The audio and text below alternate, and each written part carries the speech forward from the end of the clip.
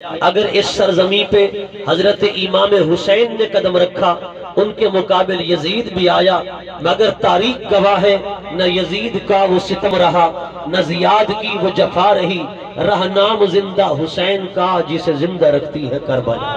سبحان اللہ۔ ہمیشہ حق والے کا بول بالا رہتا ہے، باطل مٹ جاتا ہے، اور باطل آتا ہی مٹنے کے لیے ہے۔ اللہ رب العزت فرماتا ہے نا، جاء الحق وزہق الباطل، جب حق آ جاتا ہے تو باطل دم دبا کر بھاگ جاتا ہے۔ آپ دیکھیے جہاں بھی تاریخ اٹھا کر دیکھیں، اگر معین الدین اجمیری نے ہندوستان میں قدم رکھا تو پرتھوی راج بھاگ گیا، اگر داتا علی حجویری نے لاہور میں قدم رکھا تو یہاں کا بہت بڑا ہندو بھی جو لوگوں کو دم فریب میں پھنساتا تھا وہ بھاگ گیا، اگر مجدد الف ثانی آئے تو پھر جلال الدین اکبر کا الہاد کافور ہو گیا، اور جہانگیر آپ کے زیر پا آ گیا اور آپ کا سچا غلام اور آپ کا مرید بن گیا۔ اگر امام احمد رضا بریلی کے اندر آئے تو ہر طرح کی بد مذہبی اور بد عقیدگی دم دبا کر بھاگ گئی۔ امام احمد رضا نے جس کے پیچھے بھی اپنا گھوڑا تو گھوڑا رہا، اگر قلم بھی توڑایا ہے وہ بھی ایسا بدنام ہوا ہے کہ معاشرے کے اندر منہ اٹھانے کے قابل بھی نہیں رہا۔ سبحان اللہ۔ بولو نا محبت کے ساتھ، یہ حق کی پاور ہے نا، حق کی۔ کوئی دین پر احسان نہ کرے کہ دین میرے سہارے کھڑا ہے، ارے دین تیرے سہارے نہیں کھڑا۔ اگر تو دین کا کام نہیں کرے گا، رب دین کا کام پرندوں سے بھی لے لے گا، رب دین کا کام جانوروں سے بھی لے لے گا، رب دین کا کام کیڑے مکوڑوں سے بھی لے لے گا۔ کیا آپ نے نہیں دیکھا کہ وہ ابرہہ بادشاہ جو اللہ کے گھر خانہ کعبہ پر حملہ کرنے کے لیے آ رہا تھا، اور اس نے بہت بڑے ہاتھیوں کا لشکر تیار کیا اور بڑے مجاہد اپنے طور پر اس نے تیار کیے، بڑے فوج تیار کی، مگر جب وہ خانہ کعبہ کو مسمار کرنے کے لیے، اللہ کے گھر کو نیست و نابود کرنے کے لیے آیا، آپ رب کا قرآن پڑھیں۔ اللہ کا قرآن کہتا ہے، الم تر کیف فعل ربک باصحاب الفیل، کیا تو نے نہیں دیکھا اے حبیب اس ہاتھی والوں کو رب نے ان کا کیسا حشر کیا۔ اسی سورہ پاک کے آخر میں اللہ پاک فرماتا ہے کعصف معقول، جب رب نے ابابیل جیسے چھوٹے چھوٹے پرندوں کے ذریعے کنکر ان پر برسائے، وہ ایسے مرے پڑے تھے، بڑے بڑے قد کاٹھ والے وہ فوجی اور سپاہی اور بڑے بڑے جنگجو ہاتھیوں کا لشکر ایسے مرا پڑا تھا جیسے آپ کھیتی کو کاٹتے ہیں تو کھیتی خشک ہو کر گری پڑی ہوتی ہے۔ فرمایا کہ جیسے کھیتی کٹی ہوئی ہو نا وہ بھوسا بن جاتا ہے، کھیتی کٹ کے خراب فرمایا ویران ہو جاتی ہے، فرمایا وہ ہاتھیوں کا لشکر کٹی ہوئی کھیتی کی طرح مرا پڑا تھا۔ سبحان اللہ، سبحان اللہ۔ اتنی ڈلی سبحان اللہ اور اتنی ڈلی داد میں کیا بندہ خطاب کرے۔ سبحان اللہ۔ ایک بار ذوق سے تو بولے نا ذرا محبت کے ساتھ، ذرا پیار سے بولے دائیں والے بھی۔ میں نے کہا دیکھو وہ کیا تھے ابابیل، علماء مفسرین فرماتے ہیں ابابیل پرندہ جو ہے نا وہ چڑیا سے بھی چھوٹا تھا، چڑیا سے بھی چھوٹا۔ رب نے اس کے ایک کنکر دیا چونچ میں، ایک کنکر دیا دائیں پنجے میں اور ایک کنکر دیا بائیں پنجے میں، اور اللہ رب العزت نے چونچ والے کنکر پر نام لکھ دیا یہ فلاں کو مارنا ہے، دائیں پنجے والے کنکر پر نام لکھ دیا یہ فلاں کو مارنا ہے، بائیں پنجے والے کنکر پر بھی نام لکھ دیا یہ فلاں کو مارنا ہے۔ مفسرین فرماتے ہیں کہ اللہ نے جس کے نام کا کنکر چھوٹا سا پتھر فرمایا کہ اس کو دیا تھا، فرمایا کہ وہ چونچ والا پتھر اسی پہ ڈالتا، دائیں پنجے والا پتھر اسی پہ ڈالتا، بائیں پنجے والا پتھر اسی پہ ڈالتا، فرمایا کہ اس کے پتھر پر جس کا نام لکھا تھا ارے وہی پتھر اسی کافر کو لگتا تھا، کسی اور کو نہ لگتا تھا۔ میں نے کہا ذرا توجہ کر، رب کا قرآن پڑھ، یہ تو پرندے کا علم ہے، رب پرندوں کو اتنا علم دے دیتا ہے، نبیوں کو نہیں عطا کرتا۔ سبحان اللہ۔ سمجھے آپ بات، بولے ذرا محبت کے ساتھ، رب پرندوں کو اتنا علم عطا کر دیتا ہے اور رب نبیوں کو عطا نہیں کرتا۔ کہتے ہیں نبی کو اپنی امت کا پتہ نہیں. میں نے کہا پرندے کو پتہ ہے کہ یہ پتھر کس کو مارنا ہے اور یہ پتھر کس کو مارنا ہے, یہ کنکر کس کو مارنا ہے. پرندہ جانتا ہے پر نبی نہیں جانتا. میں نے کہا اپنی عقل کا علاج کر. بغض رسول میں کہیں ایمان کو نہ برباد کر. حضور کی عداوت میں اپنے ایمان کو داؤ پہ نہ لگا. میں نے کہا رب پرندے کو علم عطا کر دیتا ہے, نبی کو عطا نہیں کرتا. ہائے ہائے ہائے سبحان اللہ. کہ اللہ پاک نے فرمایا اے جبرائیل, جی بولا, فرمایا میری ایک بندی ہے جس کا نام ہے مریم. مریم کے پاس جا اور مریم کو جا کر کہے یہ حضرت سیدنا عیسیٰ روح اللہ کی والدہ ہے. حضرت عیسیٰ روح اللہ کی کیا ہے؟ والدہ. حضرت مریم. مریم یہ عبرانی زبان کا لفظ ہے, کچھ علماء نے کہا سریانی زبان کا لفظ ہے. عربی میں اس کا ترجمہ بنتا ہے خادمہ, اردو میں کرو تو اس کا ترجمہ بنتا ہے نکرانی. کیا بنتا ہے؟ نکرانی. حضرت مریم کی والدہ نے منت مانی تھی کہ یا اللہ مجھے بیٹا عطا فرما, میں وہ بیٹا بیت المقدس کا خادم بناؤں گی, بیت المقدس میں جھاڑو لگائے گا, بیت المقدس کی صفائی ستھرائی کرے گا, بیت المقدس کی خدمت کرے گا. اللہ نے بجائے بیٹے کے بیٹی عطا فرمائی. حضرت مریم کی والدہ نے کہا مولا میں نے تو منت مانی تھی بیٹا عطا کر, تو نے بیٹی عطا فرما دی. اللہ پاک نے فرمایا کہ اے مریم کی ماں, اللہ نے جو تجھے بیٹی عطا فرمائی ہے یہ کئی بیٹوں سے بڑھ کر ہے. ہائے ہائے سبحان اللہ. یا رسول اللہ خلافت حق چاریا. ساؤنڈ والے بھائی تھوڑا آواز کھولے یار, مہربانی فرمائیں. ساؤنڈ کا گلہ بکھائیں. آپ نے ساؤنڈ کا گلہ بکھا دیا تو ہمارا پہلے ہی بیٹھا ہوا ہے, بولے ذرا محبت کے ساتھ سبحان اللہ. اللہ نے فرمایا مریم, یہ مریم کی ماں, یہ جو میں نے بیٹی عطا کی ہے کئی بیٹوں سے یہ افضل ہے. پتا چلا اور کچھ بیٹیاں وہ بیٹا اتنا سر فخر سے بلند نہیں کرتا, رب بیٹی عطا کرتا ہے وہ بیٹی باپ کا سر فخر سے بلند کر دیتی ہے. اس لیے بیٹی کی تربیت اچھی کر, بیٹی کو تعلیم اچھی دے, دین کی تعلیم دے, تربیت اچھی کر. میرے آقا نے فرمایا جس بندے کو رب نے بیٹی عطا فرمائی اس نے اس کی اچھی تربیت کی, اچھی تعلیم دی. سرکار نے فرمایا قیامت کے دن مجھے مصطفیٰ کے ساتھ ایسے ہوگا جیسے یہ دو انگلیاں کٹھی ہیں. سبحان جیسے اللہ. یہ دو انگلیاں کٹھی ہیں. فرمایا وہ قیامت کے دن مجھے مصطفیٰ کے ساتھ ایسے ہوگا. فرمایا جس نے بیٹیوں کی تربیت کی, بیٹیوں کی, دیکھیں عورت جو ہے نا, عورت یہ کبھی ماں کے روپ میں ہوتی ہے, کبھی بیٹی کے روپ میں ہوتی ہے, کبھی بیوی کے روپ میں ہوتی ہے. ماں اگر بیٹی, عورت اگر ماں کے روپ میں ہو پھر بھی بندے کے لیے جنت ہے. آئے ہے جنت کے نہیں ہے؟ حضور نے فرمایا الجنت تحت اقدام امہاتکم, رب نے جنت تمہاری ماں کے قدموں کے نیچے رکھ دی ہے. سبحان اللہ. اس لیے تو حضرت خواجہ اویس کرنی رحمت اللہ تعالی علیہ جب اپنی والدہ کے وصال کے بعد مدینہ طیبہ آئے, صحابہ نے کہا اے اویس کرنی تو حضور کی زندگی میں نہیں آیا, حضور کے وصال کے بعد آیا ہے. حضرت خواجہ اویس کرنی نے کہا حضور کی زندگی میں آیا تو تھا پر دیدار نہیں ہوا تھا, میں اپنی والدہ کے وصال کے بعد آیا ہوں کیونکہ میری والدہ بڑھیا ہے, بیمار تھی, بڑھیا تھی, میں اس کی خدمت کرتا تھا. اللہ اکبر. صحابہ کرام نے فرمایا اے اویس اچھا تو ایک ماں کے لیے پیچھے رہ گیا, ایک ماں کی خاطر پیچھے رہ گیا.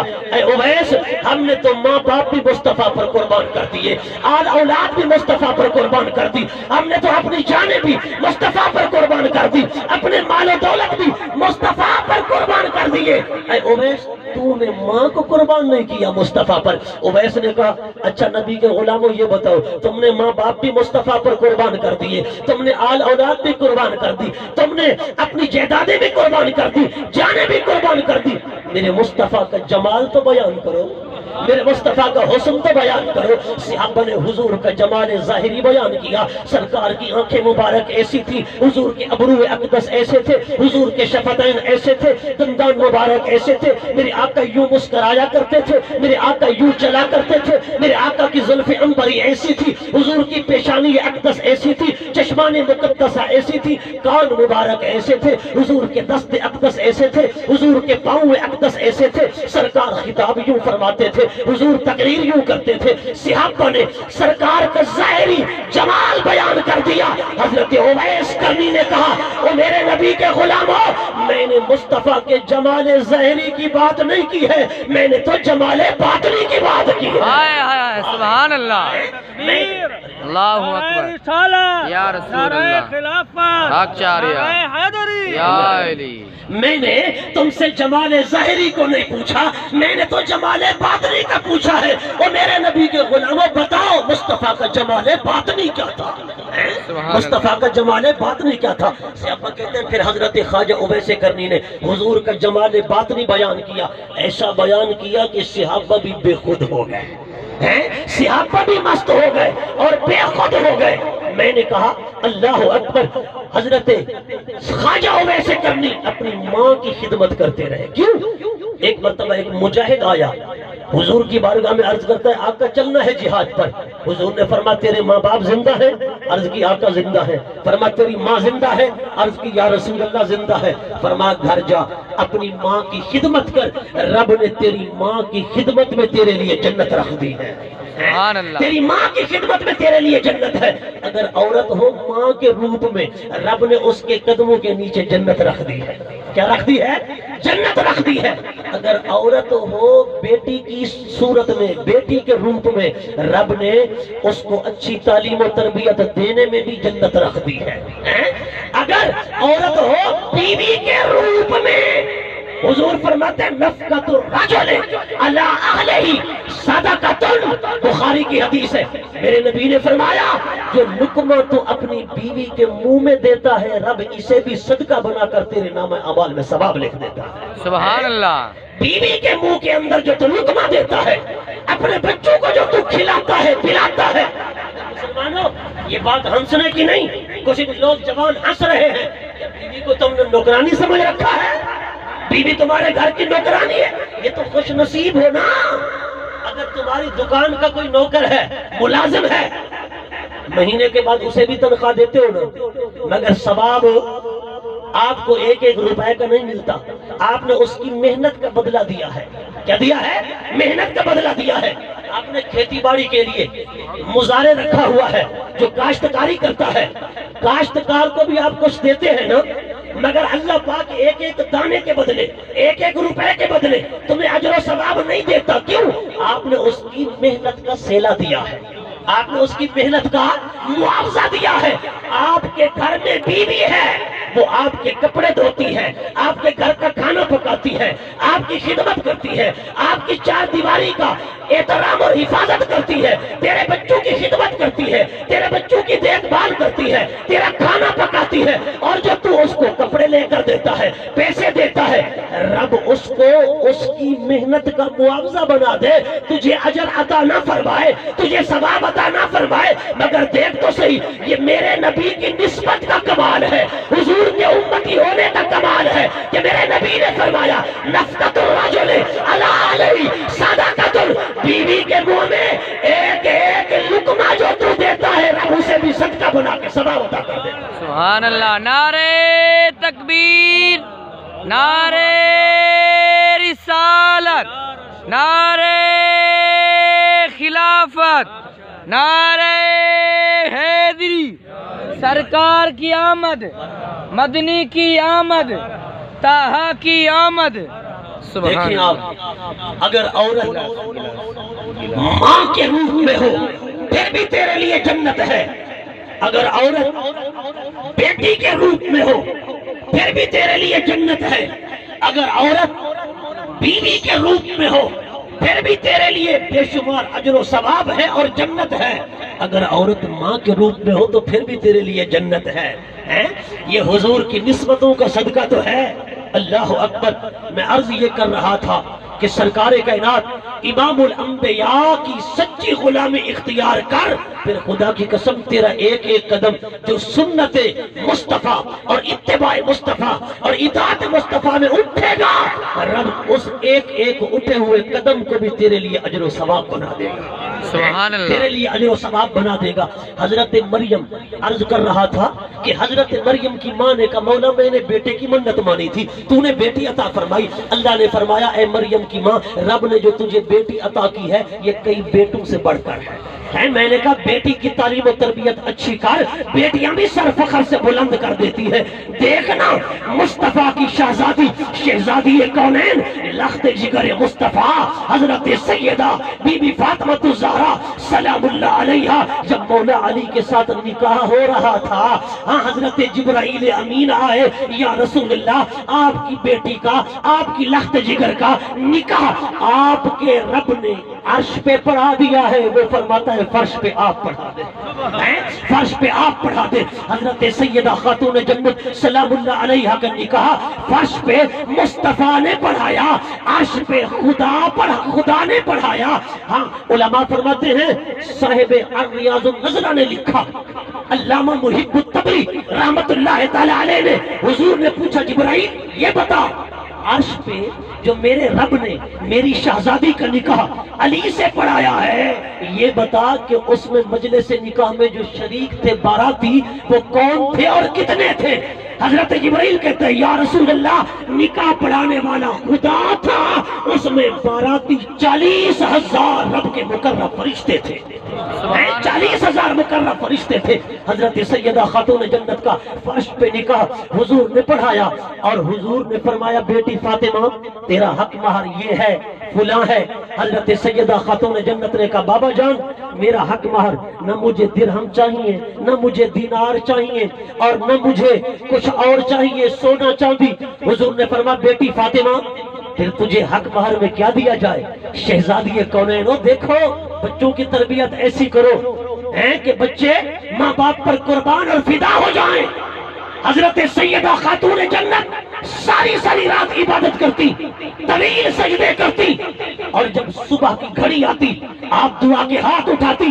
روایات کے اندر آتا ہے آپ یہی دعا کرتی مولا میرے بابا کی امت کی بخشش فرما دے، میرے بابا کی امت کی بخشش فرما دے۔ حضرت امام حسن مصطفیٰ کہتے ہیں میں عرض کرتا ماں اتنا لمبے سجدے کر کے، اتنا بڑی عبادت کر کے تو آخر میں جب دعا کرتی ہے تو اپنے لیے کچھ نہیں مانگتی، اپنی اولاد کے لیے کچھ نہیں مانگتی، تو یہ کہتی ہے کہ میرے بابا کی مغفرت فرما دے، میرے بابا کی بخشش فرما دے۔ حضرت سیدہ خاتون جنت کی آنکھوں میں آنسو آ جاتے، فرمایا بیٹا حسن مصطفیٰ میں نے ساری زندگی تیرے نانا کو امت کے غم میں روتے دیکھا ہے، امت کے غم میں نمازیں پڑھتے دیکھا ہے، امت کے لیے دعائیں مانگتے دیکھا ہے، میں تو وہی کروں گی جو کچھ میں نے زندگی بھر اپنے باپا کو کرتے دیکھا، اپنے بابا کو کرتے دیکھا ہے۔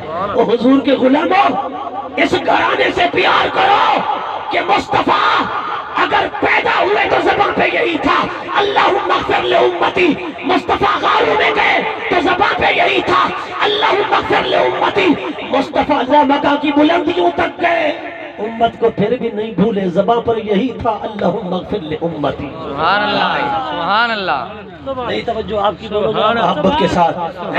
حضور اگر اللہ مکہ کی بلندیوں تک جائیں، آج آپ اپنے لیڈروں سے سنتے ہیں نا طرح کے وعدے ہوتے ہیں وعدے کے نہیں ہوتے، یہ وعدہ وہ وعدہ فلاں وعدہ، جی جب پارلیمنٹ میں جاتے ہیں، جی جب اسمبلی میں جاتے ہیں سارے وعدے بھول جاتے ہیں، سالوں سال یاد نہیں آتے، مگر سنو دنیا کا ایک ایسا لیڈر بھی ہے جس نے پیدا ہوتے بھی امت کو یاد کیا، لامکہ کی بلندیوں پر پہنچے، خدا سے ہم کلام ہوئے، رأیت ربی فی احسن صورت، اور براہ راست خدا کا دیدار کیا، پر امت کو نہیں بھولے، وہاں بھی اپنی امت کو یاد رکھا ہے۔ سبحان اللہ، سبحان اللہ، اپنی امت کو یاد رکھا ہے۔ اے بیٹا بس میں نے تیرے بابا کو زندگی بھر یہی کرتے دیکھا ہے، امت کے غم میں آنسو بہاتے دیکھے ہیں۔ حضرت سیدہ خاتون جنت سلام اللہ علیہا نے کہا بابا جان حق مہر میں کچھ نہیں چاہیے، نہ درہم، نہ دینار، نہ سونا نہ چاندی، بیٹی فاطمہ کیا چاہیے؟ عرض کی بابا جان یہ فرمائیے کہ میرا نکاح کس نے پڑھایا، حکم کس نے دیا؟ حضور نے فرمایا بیٹی فاطمہ تیرا نکاح عرش پہ خدا نے پڑھایا ہے اور فرش پہ مصطفیٰ پڑھا رہا ہے۔ اللہ اکبر۔ حضرت سیدہ خاتون جنت نے کہا بابا جان اگر میرا نکاح خدا نے پڑھایا ہے پھر میرے خدا کو کہو فاطمہ حق مہر میں اور کچھ نہیں مانگتی، بس حق مہر میں اگر تو دینا چاہتا ہے میرے رب سے کہو میرے بابا کی امت کی بخشش عطا فرما۔ ہائے ہائے ہائے سبحان اللہ۔ حق مہر میں بابا کی امت کی بخشش چاہتی ہوں۔ اللہ اکبر۔ وقت وصال تھا، حضرت سیدہ خاتون جنت مولا علی کو وصیت کر رہی ہے، اے علی حضور کے وصال کے 6 ماہ بعد حضرت سیدہ خاتون جنت پردہ فرما رہی ہے اور یہی کہتی ہے کہ اے علی میرے شہزادوں کو رونے نہ دینا، حسن و حسین کو رونے نہ دینا، اور ایک چٹ ہے، چٹ فلاں جگہ پر رکھی ہے وہ میرے کفن کے اندر رکھ دینا۔ حضرت مولا علی نے کہا اے فاطمہ وہ چٹ کیسی ہے بتاؤ تو صحیح۔ حضرت سیدہ خاتون جنت نے کہا اے علی یہ راز کی بات ہے نہ پوچھو۔ حضرت مولا علی نے بار بار پوچھا تو حضرت سیدہ خاتون جنت نے کہا اے علی جب میرا تیرے ساتھ نکاح ہو رہا تھا میں نے حق مہر میں امت محمد کی شفاعت کو مانگا تھا، رب نے یہ چٹ جبرائیل امین کے ذریعے بھیجی تھی، اس چٹ پر لکھا تھا جعلت صداق فاطمہ شفاعت امت محمد، ہم نے فاطمہ الزہرا کا مہر امت مصطفیٰ کی شفاعت بنا دیا۔ سبحان اللہ۔ نعرہ تکبیر، نعرہ رسالت، نعرہ خلافت، نعرہ حیدری۔ سبحان اللہ۔ لوگوں کیسا عظیم گھرانہ ہے، اس گھرانے سے پیار کرو، اہل بیت سے پیار کرو۔ حضور فرماتے قیامت کا دن ہوگا میں علی فاطمہ حسن و حسین ہم پنجتن پاک میدان محشر میں ہوں گے اور ہم وہاں پر کھا پی رہے ہوں گے۔ صحابہ نے عرض کی آقا اکیلے ہوں گے؟ حضور نے فرمایا نہیں ہمارے چاہنے والے بھی ہمارے ساتھ ہوں گے، ہم سے جو محبت کرنے والے ہیں نا وہ بھی ہمارے ساتھ ہوں گے۔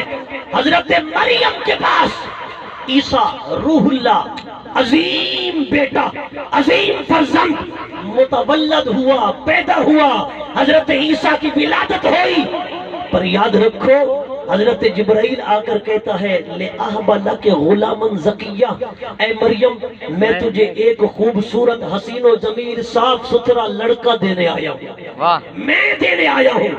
میں نے کہا تو کہتا ہے نبی ولی نہیں دے سکتے، جبرائیل دینے آیا ہے۔ بزرگ فرماتے ہیں جبرائیل وہ ہے جو مصطفیٰ کے در کا غلام ہے، دربان مصطفیٰ ہے۔ اللہ اکبر۔